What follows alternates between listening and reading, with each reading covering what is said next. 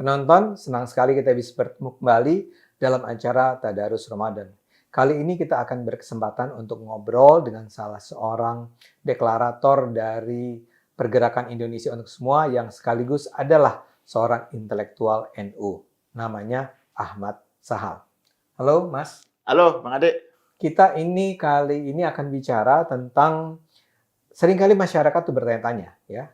Apakah memang benar bahwa kita sebagai umat Islam atau umat Islam itu perlu meneladani apa yang dilakukan, diucapkan, tindakan, sikap dari Nabi Muhammad sekitar 14 abad yang lalu. Ada semacam sikap bersama, ya, kolektif yang mengatakan bahwa oke, kalau Anda ingin menjadi seorang muslim yang baik, tiru saja apa yang dilakukan oleh Nabi Muhammad di masa hidupnya dulu. Nah, kira-kira itu pengantarnya nih, Mas Ahmad Sahal. Nah, dalam pandangan Anda, benar nggak sikap semacam itu?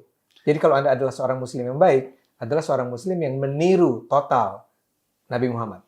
Bahwa seorang muslim yang baik itu harus meniru Nabi, mengikuti, menjadikan Nabi sebagai teladan, itu iya. Ittiba'un Nabi lah istilahnya tuh. Itu iya. Nah, cuma persoalannya kan mengikuti Nabi itu seperti apa? Meneladani Nabi itu seperti apa? Apakah copy paste kehidupan Nabi abad 7 seperti yang zaman dulu kemudian kita tampilkan sekarang atau bagaimana?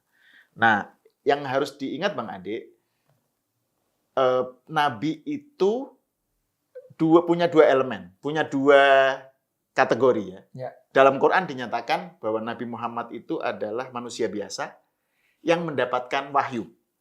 Innama ana basyarum mithlukum yuha ilayya. Sesungguhnya aku adalah manusia biasa seperti kalian yang diberi wahyu. Jadi manusia biasa dan diberi wahyu. Nah, dalam kaitannya sebagai posisi Nabi sebagai manusia biasa itu, Nabi itu pernah salah dan mengakui bahwa orang lain itu lebih tahu dari beliau, gitu. Beliau atau dia. Ya. Jadi Nabi pernah salah. Itu harus diingat, itu menarik itu. Ada kasusnya, ada satu insiden Nabi satu kali jalan-jalan di Madinah ini, kemudian ada sekelompok sahabat yang lagi menanam pohon kurma, lagi melakukan penyerbukan. Kemudian Nabi bertanya, lagi ngapain gitu, kira-kira gitu. Kami lagi menyerbuk kurma, menyerbuk pohon kurma. Kata Nabi, nggak usah dilakukan itu, biarin aja.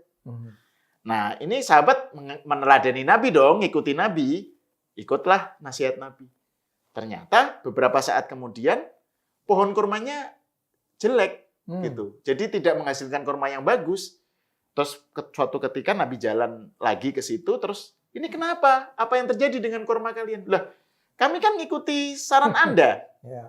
Kami ngikuti saran jenengan Nabi untuk supaya jangan diserbuk. Terus kata Nabi, kalian lebih tahu tentang urusan dunia kalian. Antum a'lamu bi umuri dunyakum. Kalian lebih tahu tentang urusan kehidupan dunia kalian.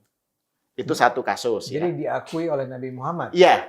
Jadi bahwa Nabi mengakui bahwa dia tidak lantas lebih tahu dalam soal kehidupan dunia. Yang kedua, bahwa dia bisa salah. Jadi Nabi mengaku salah nih.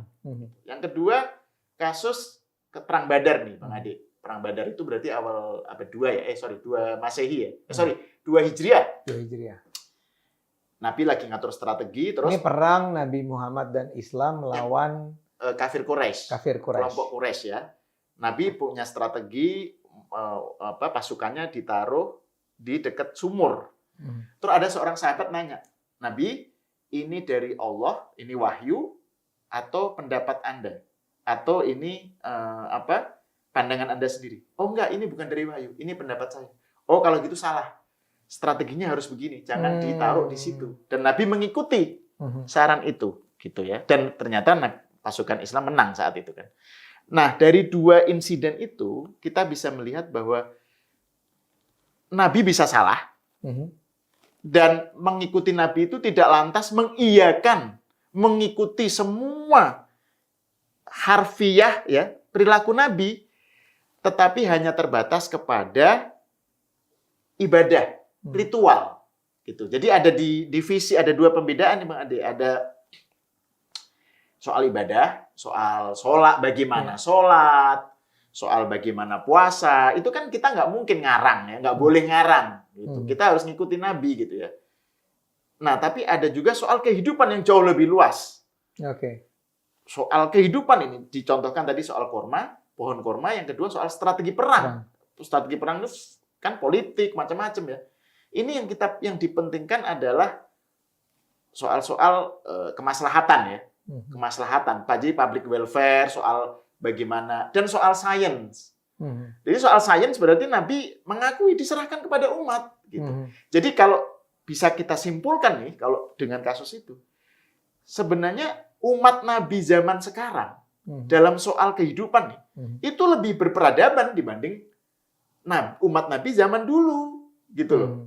Karena kita sudah mengalami perkembangan, peningkatan pengetahuan. Betul, dan itu artinya kalau kita ngikuti Nabi bukan berarti dalam soal di luar ritual ya, di luar soal tadi cara sholat, cara haji dan seterusnya, itu ngikutinya itu bukan berarti terus mengcopy paste kehidupan abad 7 yang bayangin itu pramodernnya berapa jauh itu kan. Sekarang sudah begitu maju, mengikuti Nabi itu bukan berarti kembali ke masa 7 Masehi gitu loh. Tetapi ya kita pakai istilahnya Bang Ade itu akal sehat, memakai rasionalitas gitu. Sorry tadi supaya tegas nih ya, supaya jelas. Jadi yang diikuti ibadah ritual. Iya. Saja. Ibadah ritual dan soal-soal yang menjadi doktrin teologi lah ya. Teologi misalnya bahwa Allah itu esa. Tauhid itu kita memang itu ajaran Nabi. Ajaran Nabi. Terus kemudian bahwa Nabi Muhammad itu Nabi terakhir. Pengakuan bahwa beliau adalah Nabi terakhir. Itu kita tahunya dari Nabi. Tapi itu kan akhir zaman. Itu bukan meniru kan? Sebetulnya. Bukan, itu pengetahuan pengetahuan akidah lah ya. Itu memang kita nggak bisa ngarang gitu loh. Itu terutama tiga hal itu. Percaya Tuhan itu esa, kemudian Nabi Muhammad Nabi terakhir, dan bahwa ada hari pembalasan. Itu selalu disebut dalam Quran kan, mankana yang soal iman pada hari akhir, pada Allah, pada Rasul dan hari akhir. Gitu. Soal kehidupan, soal ritual, soal bagaimana cara meneladani yang tindakan, perbuatan dan lain-lain, ya tadi dibagi aja. Ada yang sifatnya itu harus ngikuti plek, copy paste, yaitu soal ritual. Dan itu sangat terbatas kan? Ya ritual itu berapa sih dimensinya? Ada yang sifatnya kehidupan. Nah, itu yang justru dipasrahkan kepada wisdom dan inovasi, sains yang sederhana, cara berpakaian. Cara berpakaian. Jadi bukan berarti kalau kita ngikuti Nabi itu terus harus ngikuti pakaiannya Nabi zaman dulu gitu loh. Ngikuti boleh aja, tapi bukan berarti bahwa itu adalah cara terbaik untuk ngikuti Nabi.